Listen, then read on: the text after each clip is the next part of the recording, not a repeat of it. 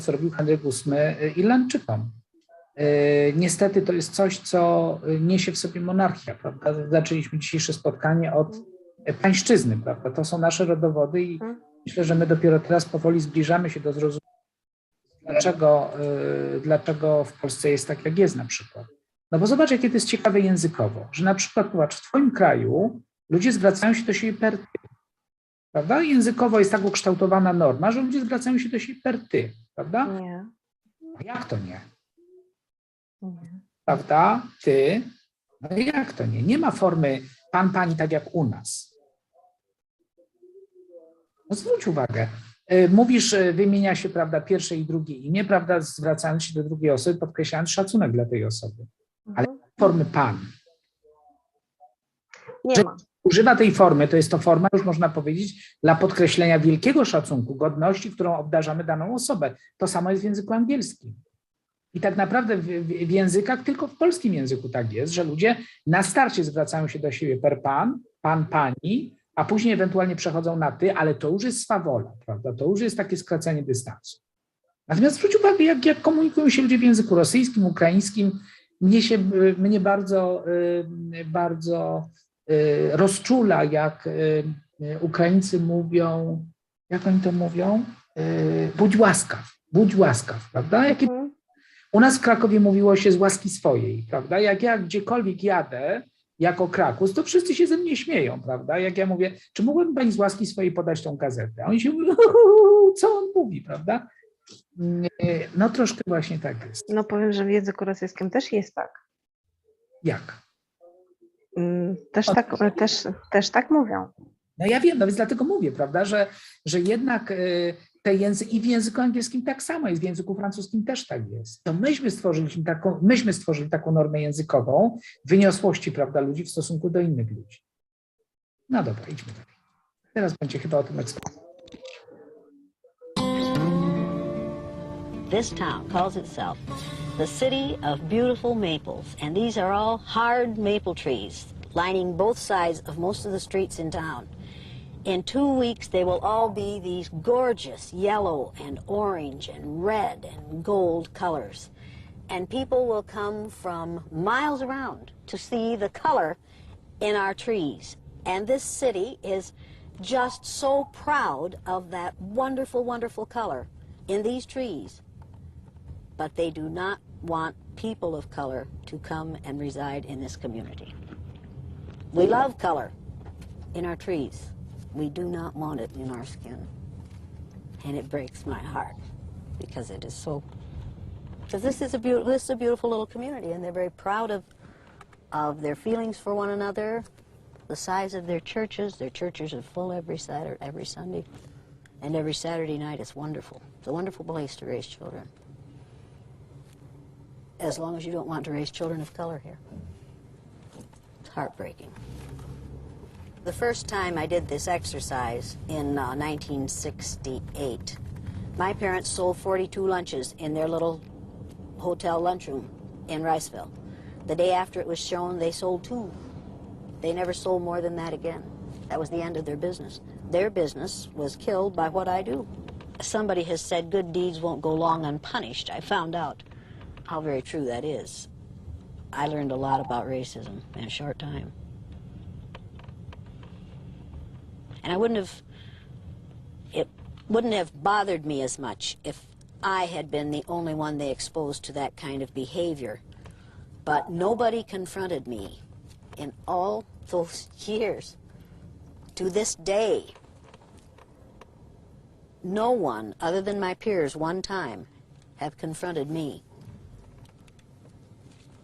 But they got at me through my children and my parents.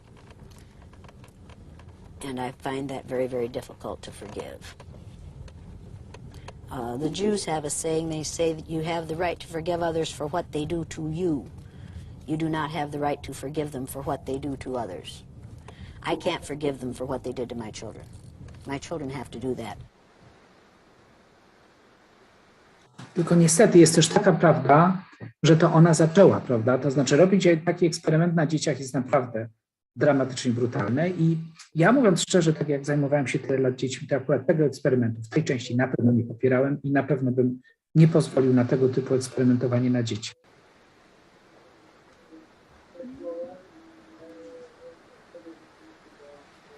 See, in retrospect, I know that I could have made life easier for my parents.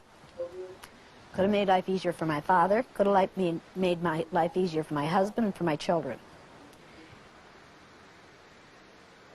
And it took me a long time to get over the feeling that I had done something wrong.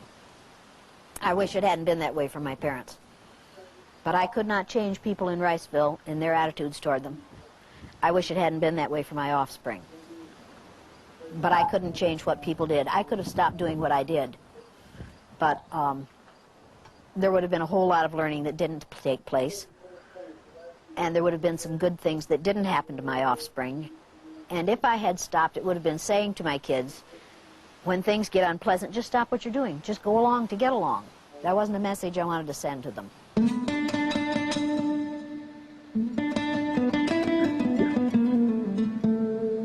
What stress are you suffering from at this point? You're changing the rules. Changing the rules? Your tone of voice is talking down to people. You are setting it up so that making people feel dumb. Like if Mark makes a mistake, that's bad as opposed to good. You're standing over some people. And that's stressful to you? I think to this group, yes, and to me. Is that stressful to you? Yes. Yes, and also going too fast and Going too fast? Yeah. Anything else that's stressful to you? those are the big ones. Those are the big ones. Those are big ones for her. That's nothing.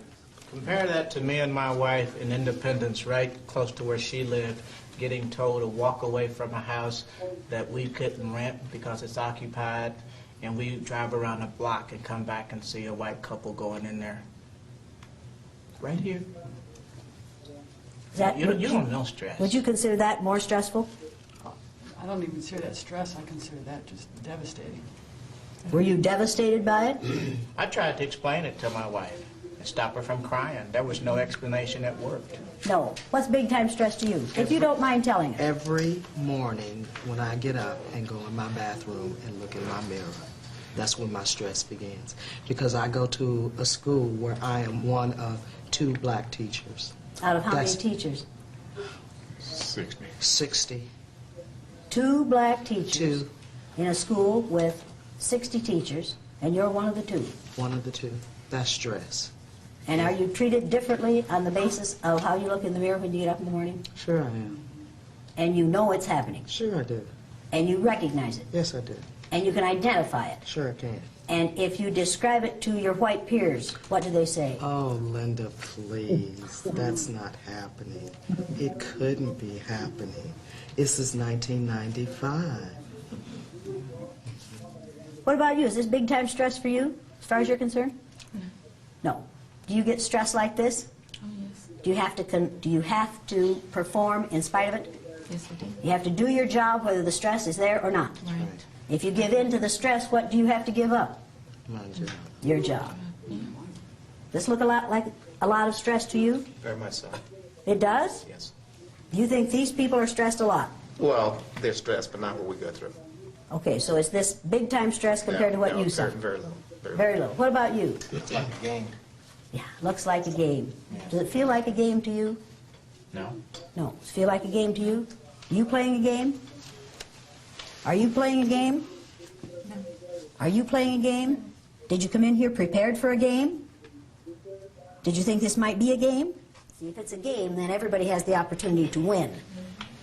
In this situation, and in society at large, not everybody has the opportunity to win. We do not have freedom and justice for all. We have freedom and justice for some, but not for all. This is not a game, because not everybody in this room is going to have the opportunity to win. You're never going to win, Maggie, if you keep writing while I'm talking. This is not a game. And are you role-playing? Today, Yeah. in a sense. In a sense, you are. Your memory is bad because you're pretending it's bad? Are you having trouble remembering things? No? Are you having trouble getting things right? Yes, of course. Yes? Why? Because the deck is stacked against it. Because the deck is stacked against you. So no amount of pretending is going to get you to pretend that you've got those written correctly, is it? Right. Correct. Correct. So the role playing, hey, forget that. It's like Shelby Steele saying, as a black man, I have transcended race. Now, in your heart of hearts, all you people know that I'm lying to you about blue eyes. There's nothing wrong with having eyes of a color other than brown. And you know I'm wrong. Does that give you any satisfaction whatsoever? To know that I'm wrong? Is that making it all easier for you to go through this? No. You can transcend your eye color. Can you transcend my behaviors on the basis of your eye color? No. Can you transcend my eyeism? No. Can you change what is happening in here to you because you know that I'm wrong? No. All you can do is sit there and take it. Tell me what stress is. Stress is knowing that when you send a son or a daughter to school, that they have to start learning how to be the best. And no matter what they say or what they do, it's never good enough. Because I'm always going to find something wrong with you. To the point of where I'm going to make you so frustrated that you get into a situation where you become unstable and you can't be taught. So now you have to go over here. Now we have to test you. And we're going to tell you what's wrong with your child. We're going to make him a statistic. We're going to keep him in the background continuously. And you have to day in and day out talking to him. There's nothing wrong with you. Nothing wrong with you. You can do it, you can do it, you can do it. And he continues to come home hurt, sometimes in fights, and you have to continue to keep doing it over and over and over. And the sad thing about it is that we waste so much time in trying to keep the self-esteem up that we lose the time that he could be learning. And they know that. Now that's what stress is. You're going to interview some students tomorrow, some former students of mine, who were in my classroom the third year that I did this exercise. They were in a film called The Eye of the Storm, and we took still photographs of those children each day of that exercise, one when they were on the top and one when they were on the bottom. And I have some of those here. The interesting part about these pictures is you can take a child who's a perfectly happy, normal human being on one day, and by putting a collar on him and telling him he's inferior, you can turn him into a frightened, vulnerable, intimidated, suspicious child who cannot succeed on the day he's in the wrong place. This is Sandy on the day she was on the bottom.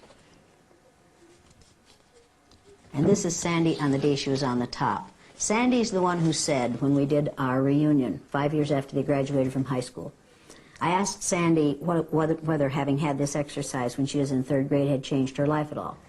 She's the one who said, yeah, now when I hear one of those bigoted remarks, I wish I had one of those collars in my pocket. And I could take it out and I could whip it around that person's neck and I could say, now you wear that for 2 weeks and see how you'd like to live that way for a lifetime. Rex is the one who said, I'll have that collar in my pocket for the rest of my life. I can't get that collar out of my pocket. This is just one day in these children's lives. And look at the difference. What if she had to live this way if she expected to live this way for a lifetime? You would soon begin to doubt her intelligence, and so would she. Every day of the exercise, each day of the exercise, the children had to draw themselves as they felt that day. This was all in yellow, and there's an angel on his head on the day he's on the top. On the day he's on the bottom, this is all in black, and there are flames, red flames up in here, and there's a little red devil on top of his head. But if you feel like this when you go to school in the morning, every day, or if you feel like this every morning when you go to school, are you going to do a better job than when you feel like this? And how dare society force people to live this way? God bless America.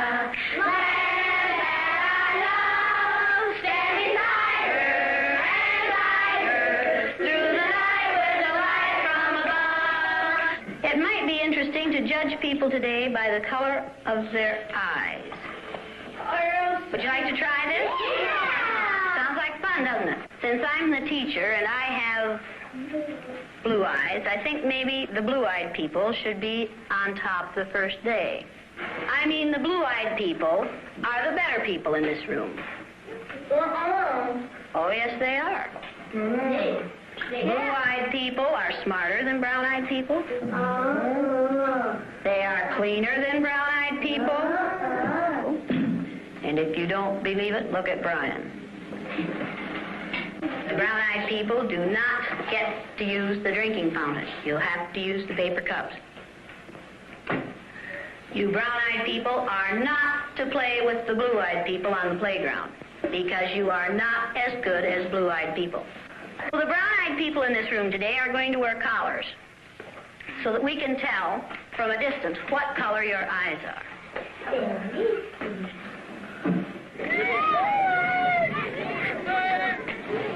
And it seemed like when we were down on the bottom, everything bad was happening to us. It seemed like Mrs. Elliott was taking our best friends away from us. What happened at recess? Were two of you boys fighting? Yeah! Russell called me names and I hit him in the gut. What did he call you? Brown eyes. What's wrong with being called brown eyes? It means that we're stupider. No, not that. Oh, that's just the same way as other people call black people niggers. Is that the reason you hit him, John? Did it help? Did it stop him?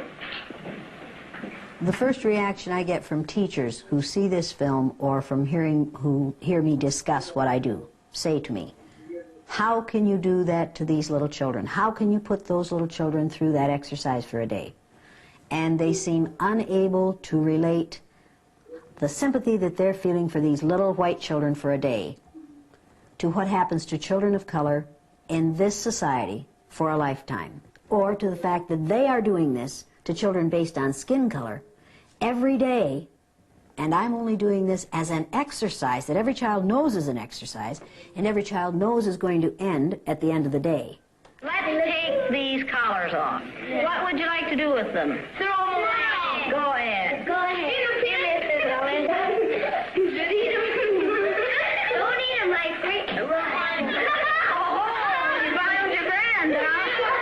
This older woman in the middle of this group stood up and said, Mrs. Elliott, I came here to tell you how much I hate you. I said, okay, well, go ahead. You know, this isn't a new experience. She said, I am Jewish. I was born and raised in Germany. She said, we went to a Jewish school. Every morning when our headmaster came in, we would bow and say, good morning, Herr Headmaster. She said, one morning he came in with 2 SS troopers. And one of the SS troopers said to us, in the future, you decadent Jews will no longer bow and say, good morning, Herr Headmaster. You will salute and say, Heil Hitler. She said, I watched those of us who valued our life more than our faith salute and say Heil Hitler.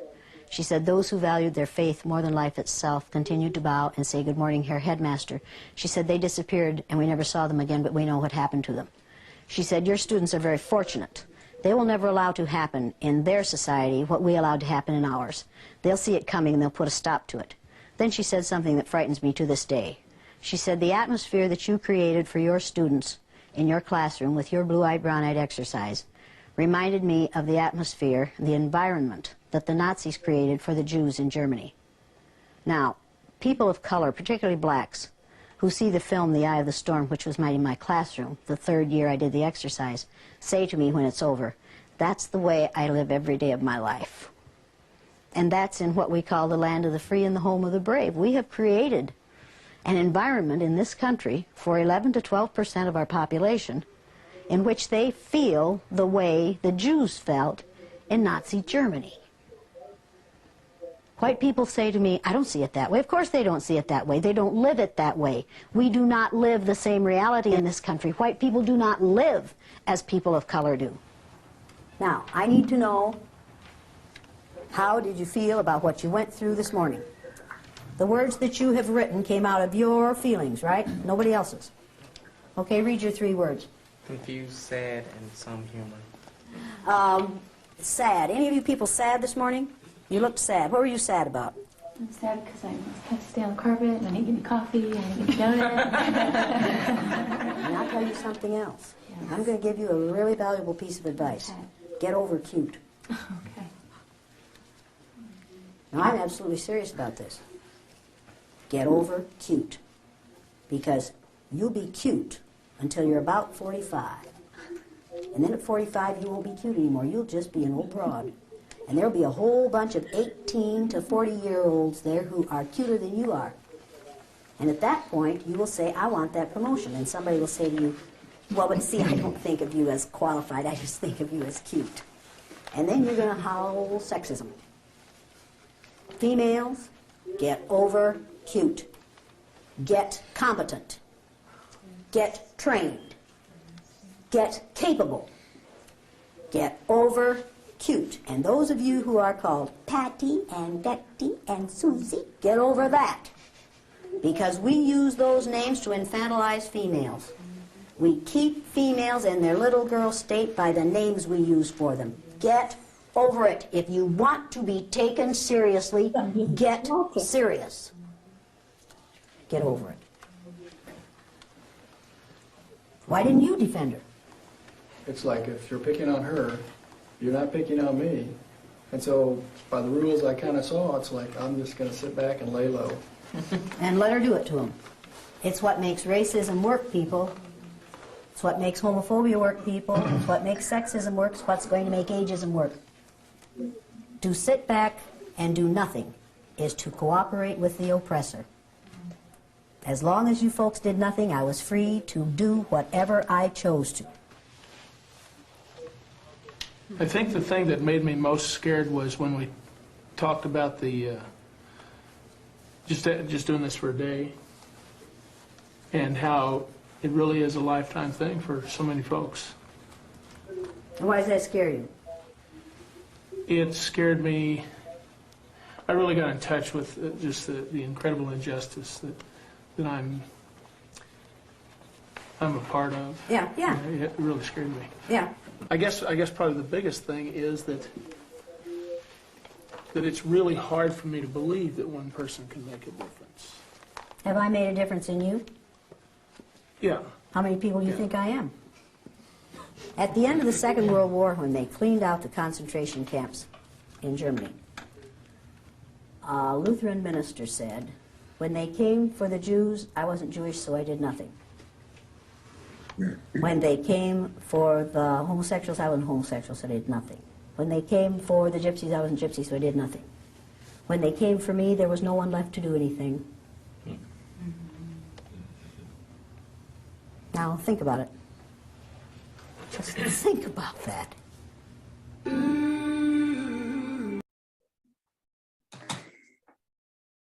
No, taki to eksperyment.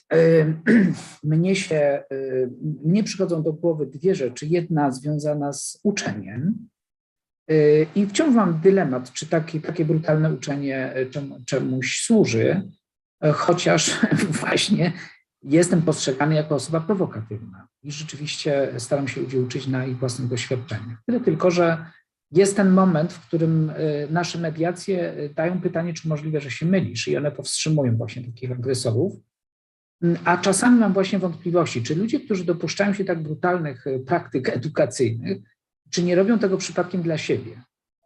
Bo jeżeli deklaruje się, że nie oceniamy, nie osądzamy, to odwołuję się trochę do wczorajszych naszej rozmowy o marszałku Rosenbergu, to warto być konsekwentnym, prawda? Jeśli tak, to tu Jane Elliot zwróci uwagę, co róż nie tylko jakby pokazywała tą rzeczywistość, jak łatwo ludźmi manipulować, ale w sumie omawiała to dość brutalnie i ostro, nazywając pewne rzeczy, nie zostawiając tym ludziom żadnego pola do własnej interpretacji albo doświadczania w miarę bezpiecznego.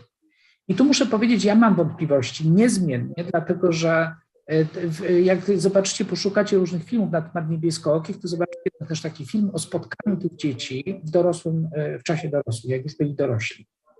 Podkreślenie, jak oni się bardzo kochają, jak oni się bardzo trzymają razem, jak oni w ogóle to doświadczenie, jak dużo im zrobiło. No tak, to żona nie może wykluczyć, że niestety część z tych dzieci to doświadczenie, które miało wtedy, przyniosło im traumę życiową, że możliwe, że sobie po prostu z tym nie poradzili. I w związku z tym wciąż nie jestem pewny, czy wolno tak eksperymentować na ludziach, ale tak jak Zimbardo, on też zrobił ten eksperyment z więźniami, może się kiedyś tym zajmiemy również. Też można zadać pytanie, czy on miał prawo to zrobić, prawda? Żeby ludzi wpasować w takie znane dość mechanizmy, dać im do ręki broń i dać im możliwość, żeby oni tej broni używali, prawda? Stary eksperyment rażenia prądem więźniów też to pokazuje, prawda? No dobrze, no to cóż, ciekawy jestem tutaj waszych uwag i komentarzy, bardzo proszę. Jolu, wróciłaś do nas. Dzień dobry, Jolu.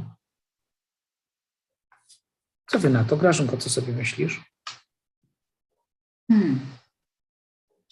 Znaczy, ten jej eksperyment miał w tych ludzi obudzić myślenie o innych, tak? Myślenie o tych, którzy są na co dzień w takich sytuacjach. Dobre pytanie, bo ja też się zastanawiam, czy to był eksperyment. Znaczy, jaki był cel? No chyba, żeby go nagrać, bo on był, widać, że on był i wyreżyserowany, przygotowany, nagrany i jest udostępniony, więc to ma, rozumiem, pokazać jednak w szerszej społeczności zjawisko. Tylko cały dramat polega na tym, że nawet jak się obejrzy taki film, no to też nie zadziała. Przepraszam, może ja mam obsesję, ale dla mnie Jacek Sutryk jest dokładnie przykładem takiego agresora. To znaczy on jest chamski, brutalny, bezwzględny i mówi jeszcze jako prezydent, że jemu to wolno, bo on po prostu tak jest. I nie muszę pokazywać tych filmików, mam oczywiście też nowy, który wam na końcu pokażę. Znaczy ja po prostu nie mogę pojąć, jak ludzie mogą to akceptować, takie zachowania człowieka, kimkolwiek bym nie był, a on jest prezydentem tego miasta. I teraz spośród ludzi brutalnych, dla mnie Jacek Sutryk jest jednym z największych agresorów w Polsce w tej chwili.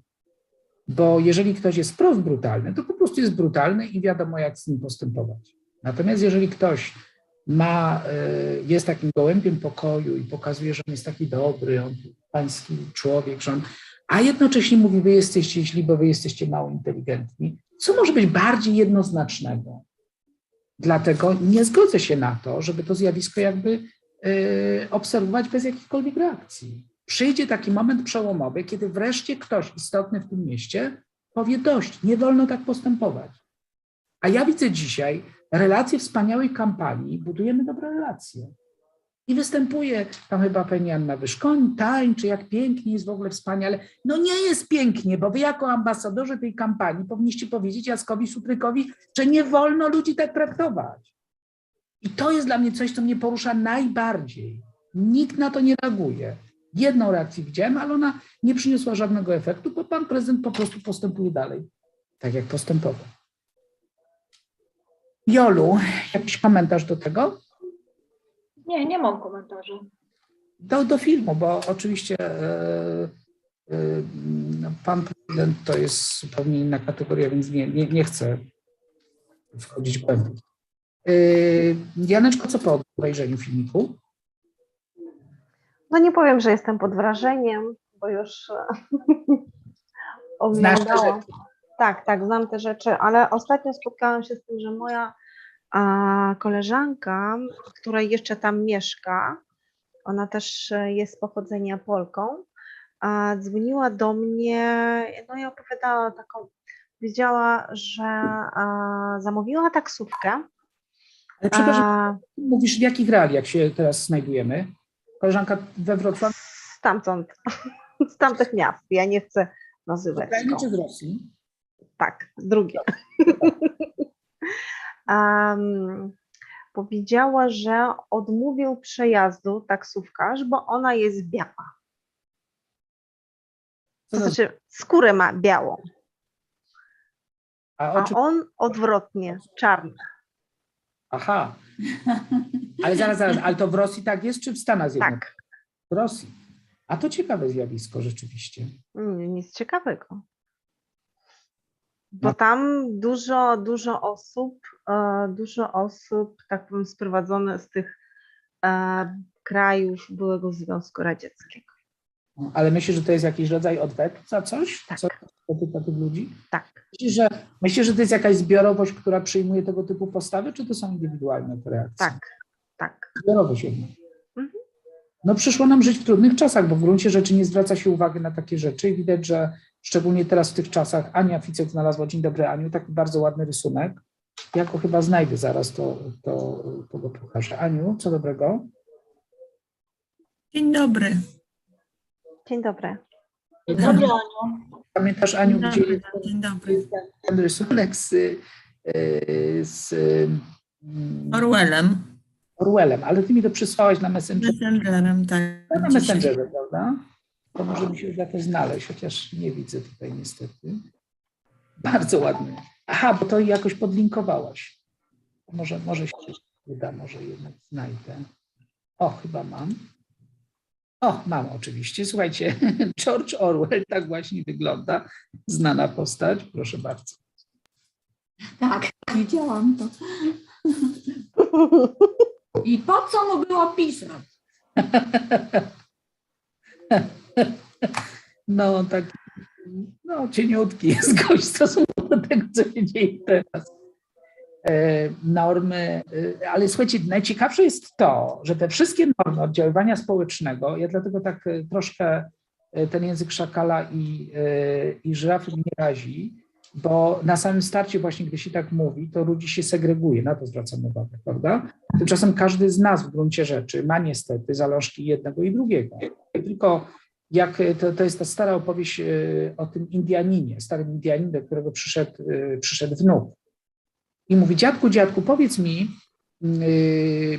jak to było, muszę sobie przypomnieć, czy my jesteśmy dobrzy, czy my jesteśmy źli? A dziadek Indianin mówi mu, słuchaj wnuku, każdy z nas ma w sobie dwa wilki. Jeden jest dobry, drugi jest zły. No i wnuk się bardzo ucieszył, pobiegł, bawił się, ale przybiegł za godzinę, mówi, dziadku, ale powiedz mi, ale który wygrywa? A dziadek mówi, wygrywa ten, którego karmisz. Otóż wygląda z tego, że my od 20 lat właśnie karmimy tego złego wilka i cały czas mamy, tak naprawdę trudno rozróżnić, kto robi to świadomie, kto robi tego nieświadomie. Kto świadomie w nas tego złego wilka karmi, a kto robi to nieświadomie. A co gorsze, nie wiadomo, która postawa jest gorsza. Nie wiadomo, czy gorzej jest, jeżeli ktoś to robi świadomie, manipuluje nami, tak jak Donald Trump. No to jest absolutnie, słuchajcie, no Donald Trump przecież jest autorem wielu książek, on się tym zawsze zawodowo zajmował i on jest mniej więcej dowodem tego, co Tymochowicz kiedyś powiedział w Polsce, że z każdego idioty zrobi prezydenta. A przykładem tego był Kononowicz, prawda, z Białegostoku, z którego chciano zrobić prezydenta. Niewiele brakowało. No a po drugiej stronie no, mamy ludzi, którzy no już do naszej rzeczywistości nie będę się odwoływał, bo jest dużo ludzi, którzy manipulują i im się wierzy, niezależnie. No, na przykład, przepraszam, ten mój Jacek Sutry. Nie przypisuję mu, że on robi to świadomie. On nie robi tego świadomie. On to robi po prostu z głupoty, akurat w tym przypadku. Mądry człowiek, mający ogromną wiedzę, miłość do tego miasta, wspaniałą aparycję, robi nieświadomie tak okropne rzeczy. I nie mam odpowiedzi na pytanie, kto jest gorszy. I nie mam wcale jednoznacznej odpowiedzi, kto jest gorszy. I z żadną z nich bym się nie utożsamił.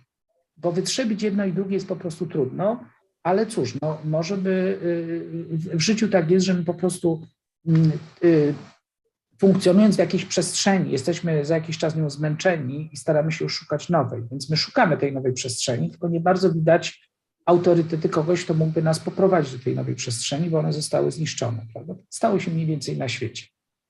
A na przykład bardzo ciekawą obserwacją jest Joe Biden, prawda? Prezydent Stanów Zjednoczonych, który przystąpił z tą właśnie doktryną. On miał bardzo taką delikatną tą kampanię. On wygrał w sumie w cuglach, bez jakiegoś wielkiego wysiłku, za dużo się nie narobił. Odwoływał nawet debaty z Trumpem, nie przyjeżdżał na spotkania, po prostu dajcie kogo, bo wiedział, że jest osobą z autorytetem i wiedział, że Amerykanie są już zmęczeni i oni chcą po prostu spokojnego prezydenta.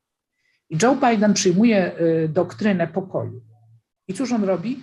Wycofuje się najpierw z Afganistanu, potem się wycofuje z tego Jemenu, o którym mówiłem, i nagle świat ten brutalny zauważył, że cóż, no nie ma już hegemona na rynku, nikt nas nie powstrzyma, no to dobrze, to idziemy dalej. I powstała tam ta wojna, a za chwilę będziemy mieli następne przyczółki, gdyby nie to, że wreszcie ktoś poszedł po rozum do głowy i przetłumaczył Joe Bidenowi, że to jest zła koncepcja. Stany Zjednoczone są hegemonem. I tak jak na przykład królowa brytyjska nigdy nikogo za nic nie przeprosiła, nawet w czasach pokoju, a pamiętamy historię z księżną Dianą, Ona wiedziała, że nie może tego zrobić, nie wolno jej tego zrobić, nie wolno jej urodzić łzy, bo taka jest rola, której oczekują od imperium, od przywódcy wielkiego imperium. I tak samo Putin nie może wykazać się jakąkolwiek słabością, bo tego oczekuje od niego świat, prawda, że on jak... On jest przestępcą, bandytą. No ale widzisz, co on ma teraz zrobić? Powiesić się, zastrzelić się w końcu. Tak jest... Albo się zatruć, nie wiem, cokolwiek. Straszne, prawda?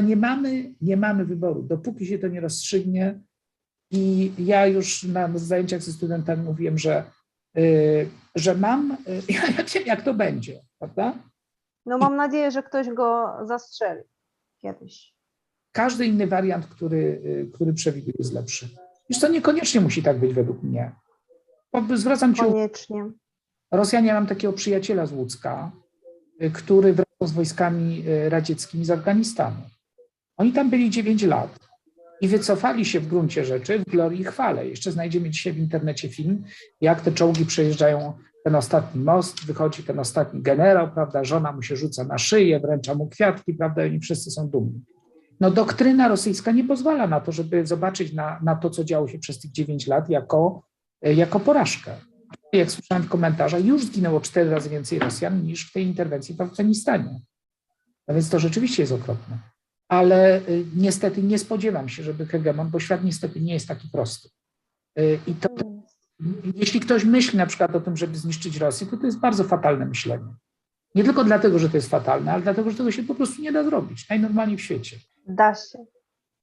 No nie wiem, nie da się raczej. Da się. Janeczko, nie da się. Za Putin przyjdzie tylko ktoś bardziej brutalny. Nie przyjdzie, tam nie ma nikogo. Przekonasz się. Niestety przyjdzie. Nie. Przecież całe te służby specjalne, które tą operację, jak oni to nazywają, przygotowywali tyle lat, no to nie są puste, to są konkretni ludzie, którzy tam są. Ja już czytałem analizy, już wiadomo, kto zastąpi Putina. Kto? 2 ludzi, którzy go zastąpią. Poczytaj analizy, to jest. Nie, no ja nie znam tych ludzi, znaczy znam z nazwiska i wiem, bo czytałem, mówię, analizy, natomiast A nie... nazwisko? Nie, no nie pamiętam. Szojgu? No prawda, nie, Szojgu to w ogóle nie wiadomo, czy on jeszcze żyje. No bo siedzi gdzieś. Zniknęli, prawda? Bunkrze. I teraz nie wiadomo, co się ale stało. zamach był w listopadzie. Proszę? A w listopadzie zamach był. Próba. Myślę, że nie jeden. Nie, no nie jeden, to